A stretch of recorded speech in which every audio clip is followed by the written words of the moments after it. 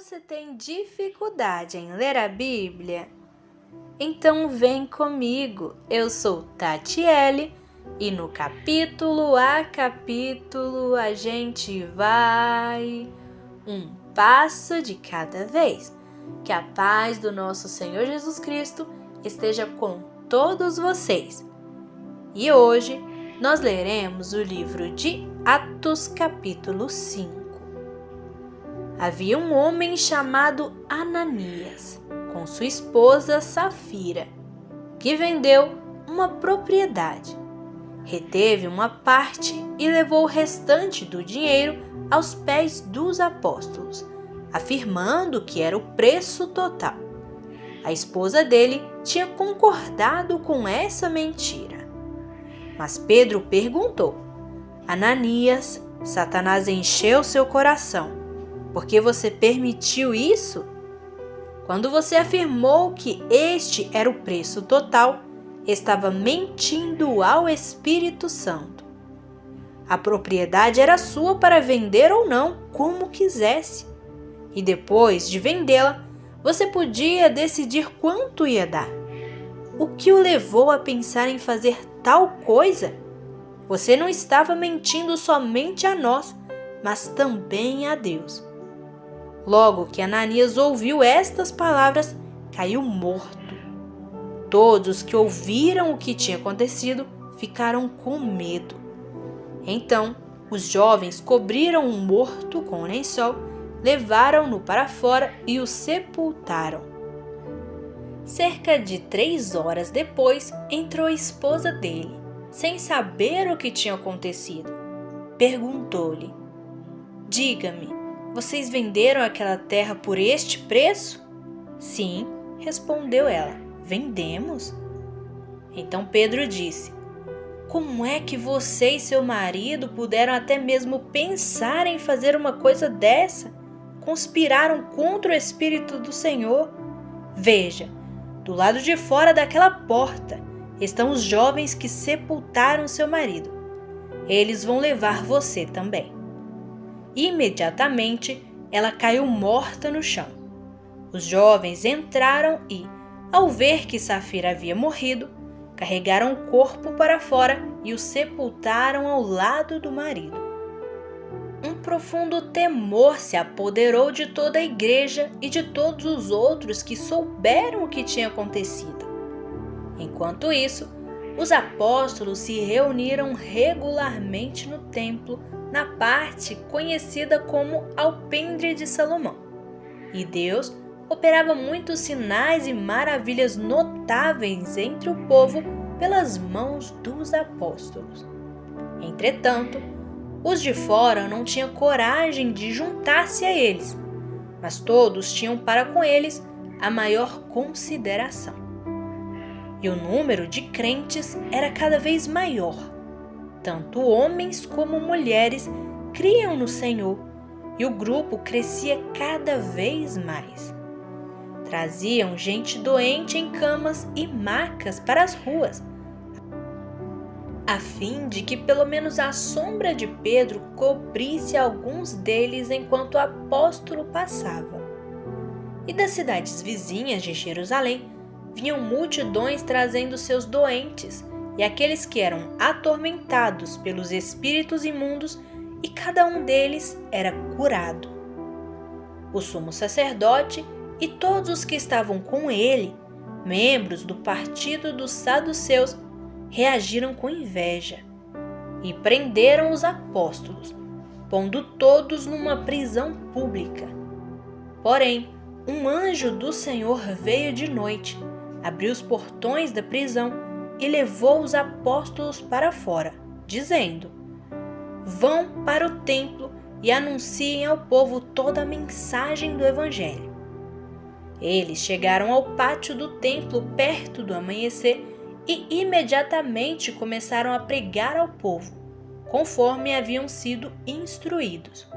Mais tarde, naquela manhã, o sumo sacerdote e seus auxiliares chegaram ao templo e convocaram o sinédrio, toda a assembleia dos líderes religiosos judaicos, e mandaram buscar os apóstolos na prisão. Mas, Quando os guardas chegaram à prisão, os homens não estavam lá e por isso voltaram e informaram. As portas da prisão estavam trancadas e os guardas se achavam do lado de fora. Mas quando abrimos os portões, não havia ninguém lá. Quando o comandante da guarda do templo e os sacerdotes principais souberam disso, ficaram agitados, querendo saber o que teria acontecido. Foi então que chegou alguém com a seguinte notícia: os homens que os senhores colocaram na prisão estão no pátio do templo ensinando o povo. O comandante da guarda foi com seus guardas e trouxe os apóstolos, mas sem violência, porque estavam com medo de que o povo os apedrejasse se eles tratassem os apóstolos com brutalidade. Tendo levado os apóstolos, apresentaram-nos ao sinédrio para serem interrogados pelo sumo sacerdote, que disse a eles: nós não dissemos a vocês que nunca mais tornassem a ensinar acerca deste Jesus? Em vez disso, vocês encheram Jerusalém toda com seu ensino e pretendem pôr a culpa do sangue deste homem em nós? Porém, Pedro e os apóstolos responderam: devemos primeiro obedecer a Deus e depois aos homens. O Deus dos nossos antepassados trouxe Jesus de volta à vida, depois que foi morto pelos senhores, quando o levantaram num madeiro. O Deus dos nossos antepassados glorificou Jesus, colocando-o à sua direita para ser príncipe e salvador, para dar ao povo de Israel arrependimento e perdão de seus pecados. Nós somos testemunhas destas coisas, e assim também é o Espírito Santo, que Deus concede a todos os que lhe obedecem. Com isso, os líderes religiosos ficaram furiosos e decidiram matá-los. Mas um dos seus membros, um fariseu chamado Gamaliel, mestre da lei e muito estimado entre o povo, levantou-se no sinédrio e pediu que os apóstolos fossem retirados por um momento enquanto ele falava. Depois, dirigiu-se aos colegas dizendo: homens de Israel, cuidado com o que vocês estão planejando fazer com estes homens. Há algum tempo apareceu um certo Teudas, que tinha a pretensão de ser alguém importante. Cerca de outros 400 se juntaram a ele.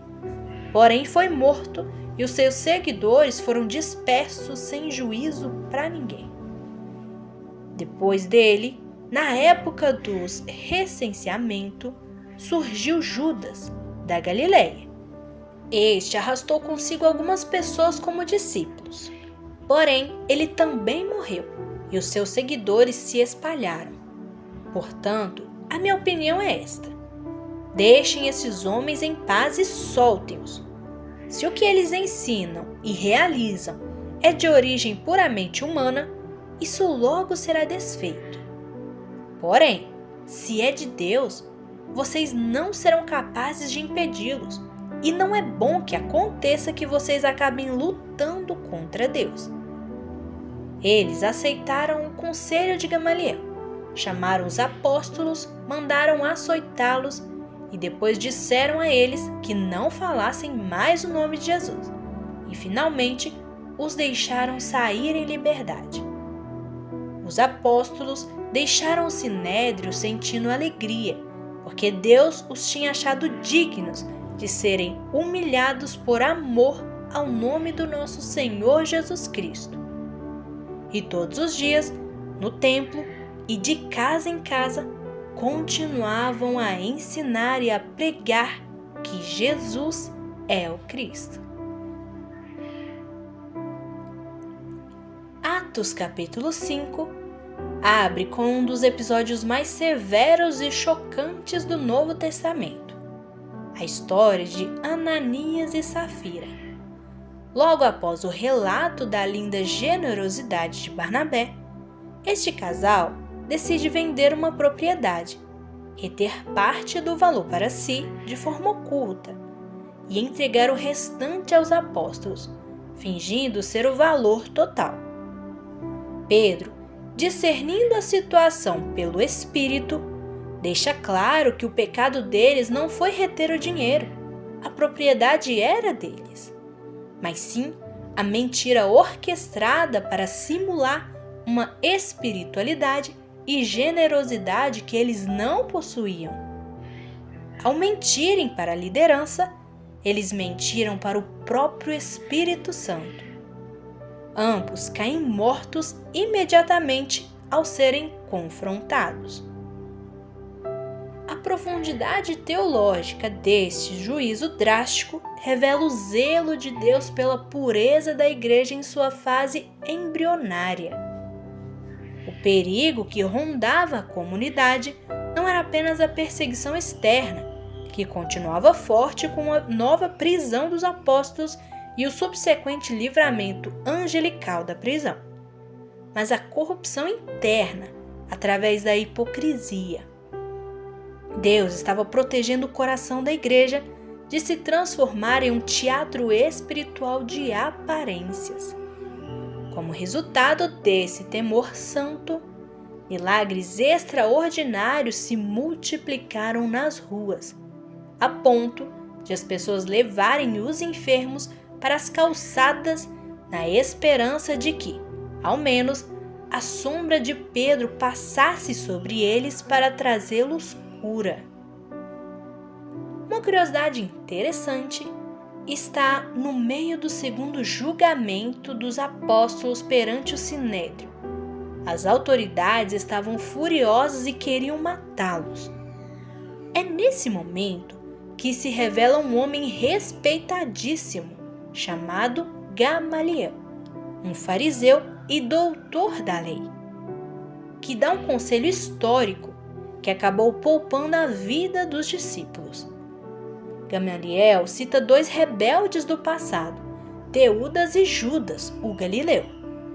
Ambos arrastaram multidões, mas quando foram mortos, seus movimentos desapareceram por completo. A grande descoberta está no princípio que Gamaliel estabeleceu no versículo. Mas, se é de Deus, não podereis fazê-lo, para que não aconteça sedes também achados combatendo contra Deus. Gamaliel, mesmo sem confessar a Jesus como Messias, introduziu uma lógica implacável que ecoa há 2 milênios. Historiadores apontam que o movimento cristão tinha tudo para dar errado. Era liderado por pescadores iletrados, promovia um líder que foi crucificado como criminoso e enfrentava a oposição do Império Romano e da elite judaica. O fato de que a igreja sobreviveu e se expandiu globalmente é o cumprimento prático do teste de Gamaliel. O cristianismo permaneceu porque é um projeto que nasceu e permanece sendo sustentado pelo próprio Deus. E o que me chamou a atenção foi o versículo 41 que diz: os apóstolos deixaram o sinédrio sentindo alegria, porque Deus os tinha achado dignos de serem humilhados por amor ao nome do nosso Jesus Cristo.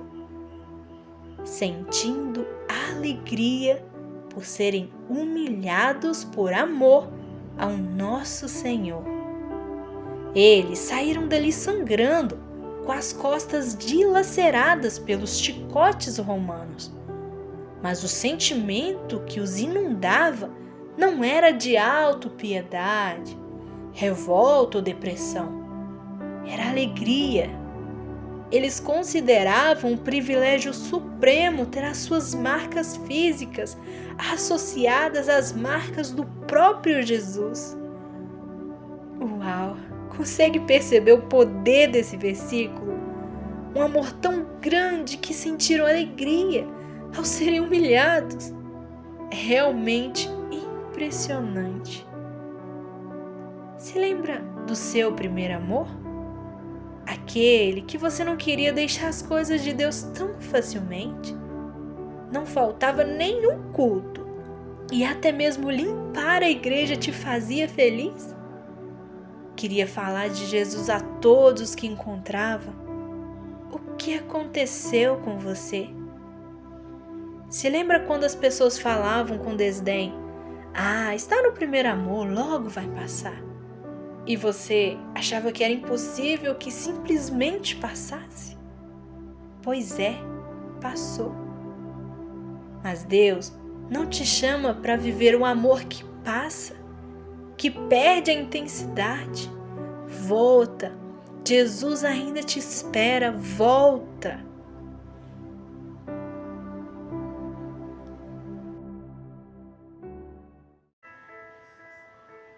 Tu tinha essência, tinha talento, tinha unção, tinha visão, e agora onde está? Eu acho que esse sistema já te dominou. Tu tinha essência, tinha talento, tinha unção, tinha visão, e agora onde está? Eu acho que esse sistema já te dominou. Volta a orar como você orava. Volta a cantar como você cantava. Se não cortar a lenha, não tem como fazer fogo. Se não fizer o fogo, a carne não se queimará. Volta a orar como você orava. Volta a pregar como você pregava. Se não cortar a lenha, não tem como fazer fogo. Se não fizer o fogo, a carne não se queimará.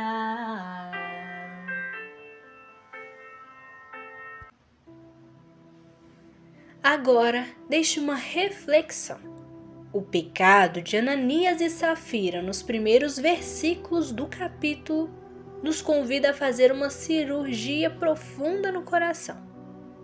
Quando Pedro os confronta, ele faz uma pergunta cortante: por que encheu Satanás o teu coração para que mentisses ao Espírito Santo? O grande erro daquele casal não foi a falta de generosidade financeira. A terra era deles e eles podiam ficar com valor se quisessem. Mas a necessidade desesperada de manter as aparências. Eles queriam o aplauso e o status espiritual que Barnabé havia recebido, mas sem entregar o preço real da entrega do coração. Essa passagem é um espelho desconfortável para nós. Vivemos em uma era de cultura de vitrine, potencializada pelas redes sociais, onde somos constantemente tentados a construir e projetar uma imagem perfeita, feliz e espiritual de nós mesmos. Mas Deus não se impressiona com filtros, discursos alinhados ou aparências religiosas. Ele olha o que está escondido nos bastidores da nossa alma. O juízo severo sobre Ananias e Safira nos lembra que o oposto da verdade não é apenas a mentira dita, mas a hipocrisia vivida. Quando nos importamos mais com o que as pessoas pensam a nosso respeito do que com o que Deus realmente sabe que nós somos. Nesses últimos tempos, eu tenho sido confrontada justamente com essa palavra. Graças a Deus, eu pude ser transformada por ela e alcançar a libertação. Há tempos o Espírito Santo tinha colocado no meu coração: confessa os seus pecados. E não é confessar para Deus, porque para Deus eu já havia confessado, mas eu precisava de alguém, de uma pessoa que ouvisse com sabedoria as coisas que eu tinha feito, que já não mais fazia, mas coisas que tinha feito lá no passado, mas que eu precisava ser liberta dessas coisas, porque o diabo vinha me acusando delas. Porque por mais santidade que eu buscasse, ele estava ali, me acusando e acusando. E o Espírito Santo do outro lado, falando, confessa, não é mesmo? A palavra diz que aquilo que foi feito no escuro seria gritado à luz do dia. Então, para que isso não acontecesse, era melhor confessar, era melhor trazer luz para aqueles momentos. E eu ficava com vergonha, porque apesar que é isso, né? O pecado traz vergonha. E apesar de não cometê-los mais, eu tinha vergonha de um dia ter cometido. E eu ficava assim, sabe, me guardando. Não, eu não posso falar isso. Isso é uma vergonha. E um dia, o Espírito Santo me falou, mas Jesus passou pela maior vergonha que tinha. Ele carregou uma cruz de um criminoso, sendo que ele não era. Eu não era melhor que Jesus. E isso transformou meu coração. E naquele momento eu até separei um momento para conversar com uma pessoa de confiança sobre essas coisas e eu pude alcançar a libertação. O inimigo não tinha mais poder para me acusar. Por quê? Porque eu já tinha confessado, a gente tinha feito uma oração e eu tinha me sentido até mais leve, sabe? Às vezes a gente carrega pesos que nós não deveríamos estar carregando e às vezes a gente nem mesmo sente o peso deles até que seja tirado de nós. Então hoje, pensa sobre isso. Em quais áreas da sua vida você tem sido tentado a sustentar uma fachada ou uma santidade de aparência para agradar ou impressionar os outros? O que aconteceria se as pessoas descobrissem as suas reais motivações por trás das suas boas ações? Você tem tido a coragem de ser vulnerável e verdadeiro diante de Deus e dos seus irmãos? Ou ainda tem investido energia para esconder as suas falhas através de uma máscara de perfeição? Esse foi o capítulo a capítulo de hoje. Se isso falou com você, me acompanhe amanhã. Aqui a gente segue junto, um capítulo de cada vez. E que a paz do nosso Senhor Jesus Cristo esteja com todos vocês.